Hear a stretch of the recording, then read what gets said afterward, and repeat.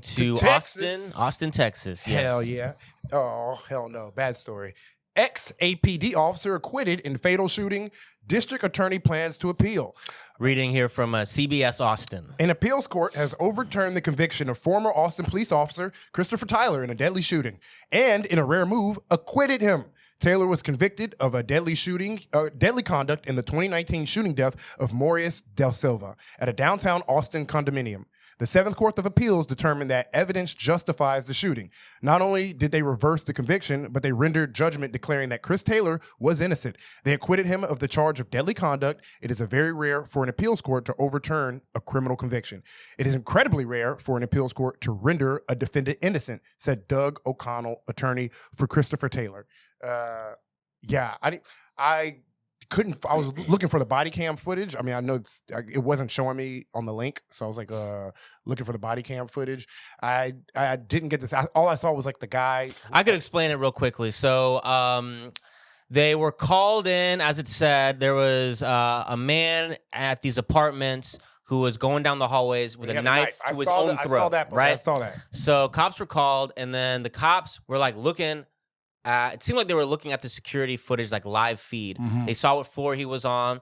They saw he was like right outside the elevator. Mm-hmm. They saw he had a knife to his own neck. So they hatched a plan. They're like, all right, we're going to take this elevator. He's going to be right outside of it. We're going to have someone's got a taser drawn. And then two of us are going to have our guns drawn, right? It's already going in afraid. Yeah. And elevator doors open up. And then I'm gonna be careful because all this stuff. This is the part that really matters. He has his back turned towards them, and he's got a knife to his own throat. And then all of this happens in like 2 seconds, right? Elevator doors open. That's what they see. And then he turns around and just lowers the knife away from his throat. Meanwhile, of course, the cops are all screaming at this moment, like mentally disturbed at this moment. And you know you're going up there. Put it down, put it down, put it down. They give him about 1 or 2 seconds, and they just light him up, kill him.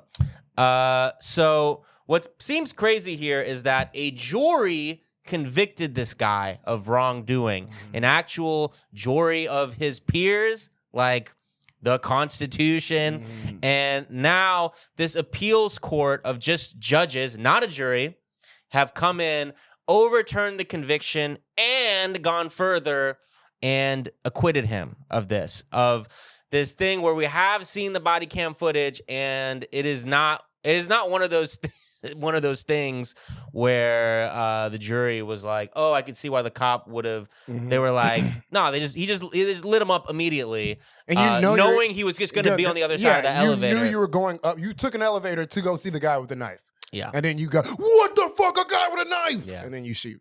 Yeah. Yeah. And I read in the report, they were like, the way they described it was like the man started approaching the cops with endangering the cops, and like they described him walking towards the cops as like a threat. Nah, it was like a turn. He turned. The elevator opened. His back was turned towards them. He starts turning. He's dead. And the cop that I don't think it's. I'll finish reading the article, but also I read this cop, Christopher Taylor. This dude is in and out of court. This is his second murder. Yeah, this is his second murder. He had just got out of court for the same thing. Michael Ramos. He killed a man named Michael Ramos. Also, this was insane. So this ended in a mistrial, but you could also watch the body cam footage here, and it's also insane. They get a call that there's like a man or a group of men, doing drugs, smoking crack, smoking meth, smoking something in the parking lot of the apartments. So you see in the body cam footage, they're ordering him. They have him surrounded, guns drawn. They're ordering him outside the car with his hands up. He does that. He's got his hands up, lifts up his shirt, and he's got his hands up. He's saying, I don't got a gun. Leave me alone. I don't got a gun. He doesn't have a gun. And someone shoots him with like a beanbag, hits him, and then he's like basically in his, he gets in his car to drive. He's like, fuck this. He gets in his car and starts driving. Once he starts driving, hail of gunfire. He's killed. This guy was unarmed. And he wasn't, He wasn't exactly cooperating, but nothing that warrants a death sentence, but that's what they gave him. So he somehow, this cop, so we know he's killed 2 people. We've seen the body cam footage for both.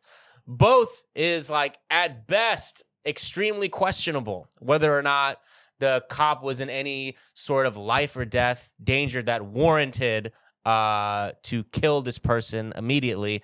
And first resulted in a mistrial. Second, he didn't get so lucky, got convicted, guilty, but now it's overturned and he's acquitted. This man who's killed 2 people could get his job back, to go back on the force. Yeah. That's the other part. It's like, well, see him in court next year after he's fucking. There seems to be a pattern. Yeah. Violent, murderous pattern. But what happened on the elevator at the Spring Condominiums in 2019 is the basis of the decision by the 7th Court of Appeals. The appeals court wrote that Christopher Taylor's case comes down to a single, unavoidable question. When an elevator door opens to reveal a man holding a knife who turns towards officers and advances, may an officer reasonably believe deadly force is necessary to prevent an imminent murder? Travis County jury said no. The appeals court says the record and the governing law compel the opposite. The DA's office has 15 days to ask the 7th Court of Appeals for reconsideration. They can also petition for discretionary review at the Court of Criminal Appeals. Meanwhile, Taylor could seek reinstatement with the Austin Police Department. Well, so I hope his next patrol area is the mothership. But yeah. That's So, let's move on to last thing I'll say. Sorry about this. Last thing I'll say, again, it said, the quote, that he was advancing towards the cop. I think that's even questionable to say he was advancing. He had just turned around, right? Second, and we talk about this a lot, but I just want to reiterate, and then we'll move on. Yes, if any one of us was in a situation where a man with a knife is actually approaching us, which we don't know if that was the case here. It's very debatable whether or not he was approaching or not. And we were just by ourselves. We had a gun.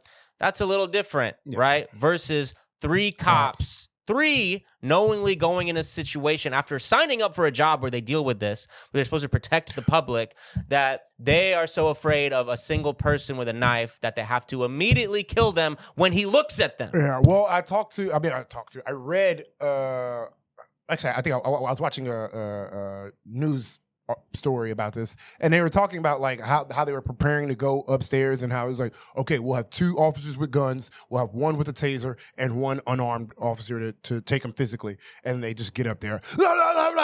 All plans go. They just scram. Whatever planning they had, just completely went out the window. Like, and not to say what I would do in any scenario. Obviously, this is fantastical, but any speculation for me is obviously just me fantasizing about what situation I'd be in. But I played a lot of video games. Also, I ain't trying to kill a nigga. So if somebody's coming at me with a knife, the first thing I'm gonna do, if I have a gun, is shoot at the leg. If that's just me. But then I also recognize that a bullet, the lighting up part always blows my mind. It's like, what do you think? And also even in this made up scenario, you are a civilian by yourself. Yes. Rather than 3 people, 3v1, who have signed up to do this sort of work and protect the public. Training for these type of situations. Yes. There's no fantasy where I'm a cop at all. It's zero. Good. I am a civilian in this. Yeah, I'm 100%. Anyways, just wanted to. I know. We mention that point a lot on this podcast, but I feel like it needs to be said every time a case like this occurs. So let's move on. Also, now. Mentally disturbed man. Yeah, as typical with these cases, man with mental health crisis, as they are with you're putting a knife to your neck. Probably not in the most stable condition. I understand, like. You don't know what chaotic thing that this person may do, but that's cops deal with that shit that's the fucking job, my nigga. You can't be killing everybody, every crazy person you see. You don't fucking And in the ideal situation, that wouldn't be the job. In an ideal situation, a cop's job would be divided into many different jobs with many different experts. who can handle those jobs rather than a scared kid with a gun who is going around killing multiple people and is now might be back welcomed to the force.